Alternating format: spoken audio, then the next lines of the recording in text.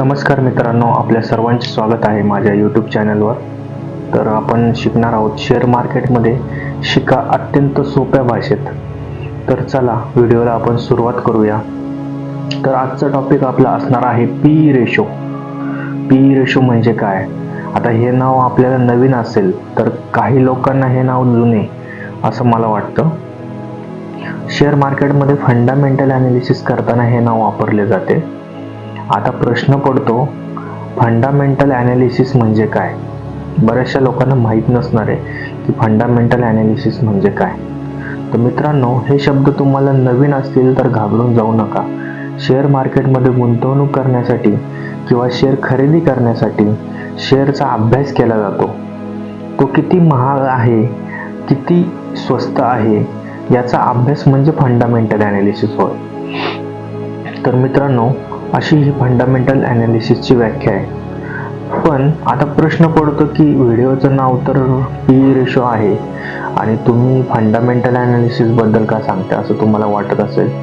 तर P ratio हा fundamental ॲनालिसिसचा एक भाग आहे. कारण की फंडामेंटल ॲनालिसिस करताना वापरण्यात येणारा एक घटक आहे, तो म्हणजे पी रेशो.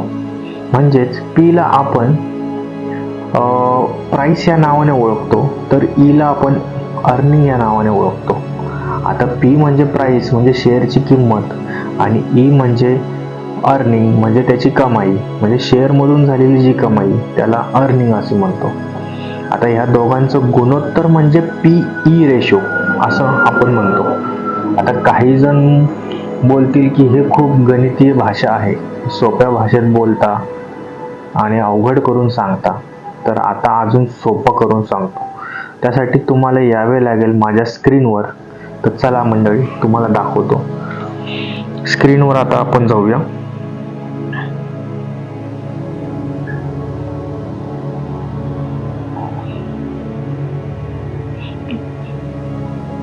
तर आता आपण स्क्रीनवर आलेलो आहे.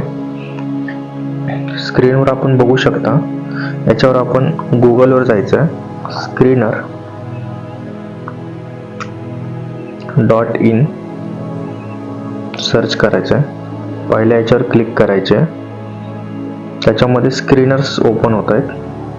तर इथं कंपनी, सर्च फॉर कंपनी असा ऑप्शन आहे. तिथे आपण रिलायन्स टाकून बघूया. असं एक एक्झाम्पल घेऊया पी रेशोचा. तर मित्रांनो, याच्यामध्ये तुम्ही बघू शकता रिलायन्स इंडस्ट्रीचा याच्यामध्ये नाव दिसतंय. तर त्याचं मार्केट कॅप इथं तुम्ही बघू शकता. करंट मार्केट प्राइस म्हणजे आत्ताची त्याची काय व्हॅल्यू आहे, मार्केट प्राइस काय आहे ते बघू शकता. पण आता आपला टॉपिक जो आहे तो पी रेशो आहे. तर याचा पी रेशो काय आहे? 27.7 आहे. तर हा 27.7 याचा अर्थ काय आहे हे आपण समजून घेऊया. आता मी तुम्हाला सांगितलं पीई रेशो.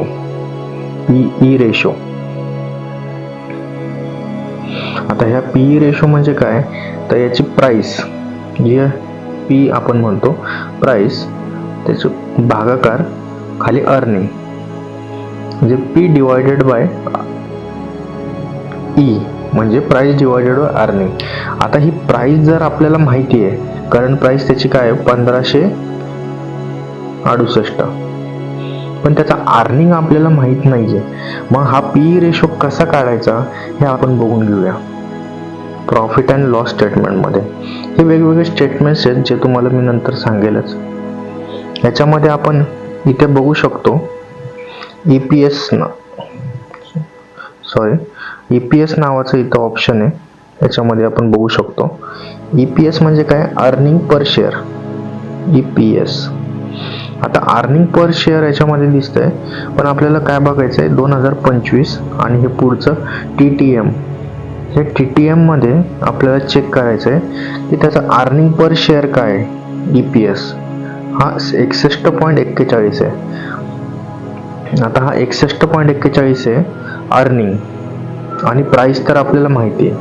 आता ह्या दोघांचा जो भागाकार आहे तो आपल्याला सांगेल की त्याचं पी रेशो काय आहे.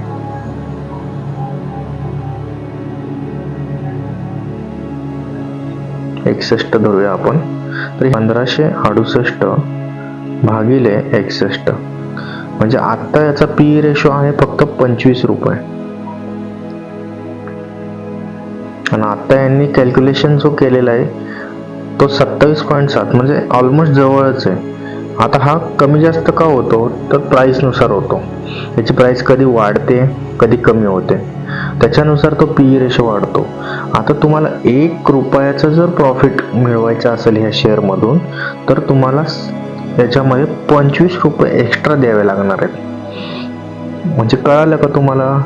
पी रेशो ज्याचा आता 25 निघाला तर तो 25 रुपये ह्या शेअरमध्ये एक्स्ट्रा आपण देतोय, तर तुम्हाला 1 रुपयाचं प्रॉफिट मिळेल.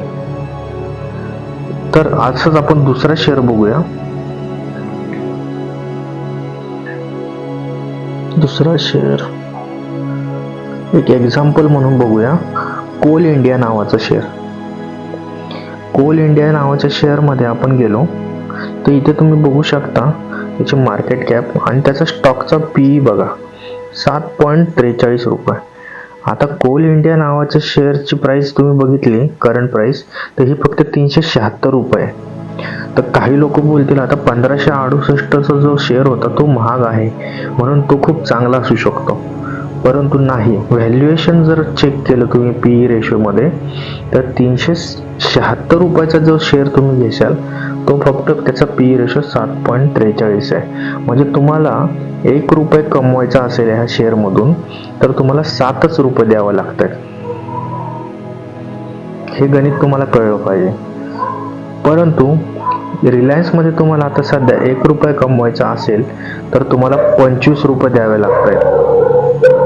म्हणजे याच्यावरून तुम्ही ओळखू शकता की तुमची शेअर तुम्ही कुठला घ्यायचा, व्हॅल्युएशन त्याचं कमी पाहिजे. जरी शेअरची प्राइस जास्त असले तरी त्याचं व्हॅल्युएशन कमी पाहिजे. म्हणजे याच्यामध्ये आपण 7 रुपये देऊन 1 रुपया कमवू शकतो आणि याच्यात तुम्ही 25 रुपये देऊन 1 रुपया कमवू शकता. आता याच्यावरून तुम्ही समजू शकता की पी रेशो किती महत्वाचा आहे ज्यावेळेस तुम्ही शेअर खरेदी करता. पी रेशो बद्दल असेच नवीन व्हिडिओ आम्ही बनवत जाणार आहे माझ्या YouTube चॅनलवर.